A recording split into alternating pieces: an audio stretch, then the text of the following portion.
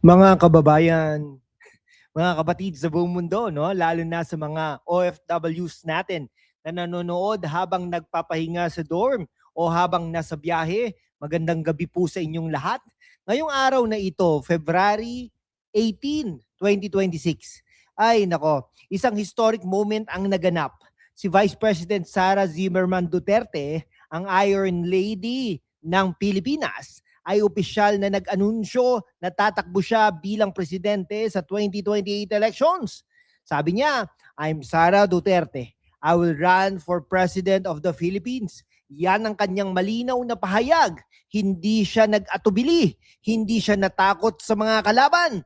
Bakit? Kasi alam nating lahat na ang bayan natin ay nangangailangan ng isang leader na may tapang, may malasakit, at may track record ng aksyon, hindi puro salita. Auntie Claire, ikaw ba yan? Pero alam nyo ba, may mga taong ngayon ay kinakabahan na. Sina Senador Riza Hontiveros, Senador John Vic Rimulya, at Senador Rafi Tulfo. Biglang nagiging defensive. Bakit kaya? Dahil alam nila, kapag si VP Sara Zimmerman Duterte ang kalaban, mahirap manalo sa katotohanan. Stay tuned dahil i-breakdown natin ito ng walang bias, puro facts, witty analysis at konting katatawanan para di kayo mabore sa ilang mga minuto na ito. Una, let's get the facts straight. Ayon sa mga credible reports mula sa BBC, Al Jazeera, Reuters at iba pa, sa isang press conference sa Manila, sinabi ni VP Sara na handa na siyang maglingkod bilang presidente. Binanggit niya ang pag-iral ng korupsyon, inflation, mahinang healthcare, lahat yan under the current admin. At nag-apologize siya sa mga sumusuporta sa kanya noon, pero ngayon ay nakikita ang katotohanan. Imaginein mo mga bes, may mga nag-aalok ng unity noon, pero pagdating sa governance, parang unity lang sa picture, division sa aksyon. Si VP Sara, straight shooter, tulad ng kanyang ama, former President Duterte, hindi siya natatakot magsabi ng totoo kahit gaano kasakit. Para sa mga kabataan at OFWs, bakit mahalaga ito? Kasi sa 2028, kayo ang magiging deciding vote, kayo ang future, at si VP Sara ang nag-aalok ng continuation ng strong leadership, drug war success. May stats po na dyan, crime down significantly under Duterte era, infrastructure push at protection of sovereignty, West Philippine Sea. Anyone? Ay nako, Vice President Sara Camencita Duterte Carpio. Mayor yan ng Davao for years. Perfect governance record. Davao consistently safest city as Vice President despite limited powers. She focused on education, youth programs, at helping the marginalized. Under her watch as Davao Mayor, zero petty crime spikes, efficient local government. Compare that to critics na puro investigation pero walang konkretong resulta. Habang ang iba ay busy sa Senado o gabinete na magpa-presscon laban sa kanya, si VP Sara ay busy magtrabaho para sa bayan. Who's the real public servant? Para sa mga OFWs, imagine niyo a president who understands your sacrifices, someone who fought for OFW welfare reforms. That's Sara. Ngayon, ang masarap na parte, bakit sila kinakabahan? Una, Senador Riza Hontiveros, ang self-proclaimed opposition leader. Pero ano ba ang nagawa niya? Puro hearings, puro accusations, pero zero bills na naging law na talagang nagpabago ng buhay ng masa.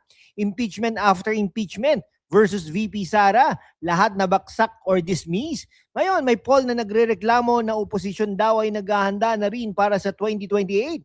Pero Riza, her style is reactive, not proactive. Habang si Sara ay may executive experience, si Riza ay puro opposition chatro.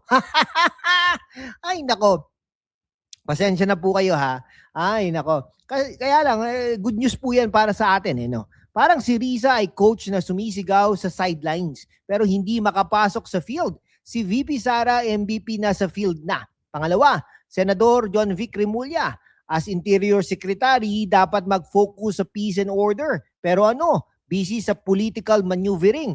May astro-numerology pa nga na sinasabi na lucky siya for 2028. Pero luck won't win elections. Results will. Under his watch, ano ba ang improvement sa local governance efficiency? Minimal, ha? At nung tinanong tungkol sa anunsyo ni Sara, let her celebrate it. Parang condescending. Pero deep inside, alam niyang threat si Sara sa kanyang ambitions. Okay, John Vic is all talk on good governance, pero walang solid track record na katulad ng Davao under Sara. Pangatlo, Senador Raffy Tulfo ang people's champion daw, pero sa Senado, puro expose, pero konting legislation. May survey na second daw siya kay Sara, pero that's name recall, not governance record. Raffy is media personality turned politician, good for ratings, pero presidency needs depth. At nung nabanggit ang possible tandem with Risa, parang desperate move, no? Risa, John Vic, Raffy, parang trio na naghahanda ng sorpresa. Pero ang sorpresa, si VP Sara na may solid base, loyal supporters, at proven leadership, kabado, dapat lang. Okay, let's compare intellectually, ha. Executive experience, Sara, Mayor plus VP plus Education Secretary versus Risa, John Vic, Raffy, mostly legislative media. Sara handled Davao during typhoons, pandemics efficiently. Public trust, high performance ratings in polls. WR numero shows Sara up despite attacks.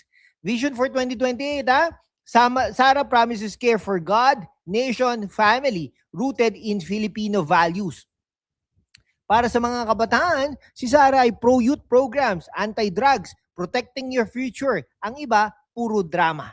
Mga kababayan, sa mundo kung saan ang kasinungalingan ay nangingibabaw, ang katotohanan ng unang sinisikil. Pero kasama kayo, magpapatuloy tayo sa laban, walang takot, walang kinikilingan, at laging handa para sa bayan. Sumali na sa aking YouTube channel membership sa #WalkWithLan at tulungan natin ang channel na maabot ang 100,000 subscribers. Ang inyong suporta ang susi sa kalayaan natin para ipagpatuloy ang pagbabalita ng katotohanan. Salamat at kita-kits sa laban. Kung naniniwala kayo sa katotohanan, hit that join button ngayon, ha, para sa bayan. Okay, sa huli mga kaibigan, 2028, hindi lang yan eleksyon, ito ay laban para sa kinabukasan ng ating bansa. Ang soul ng Pilipinas, si Vice President Sara Zimmerman Duterte ay handa na. Naging mayor po yan, naging vice mayor, okay?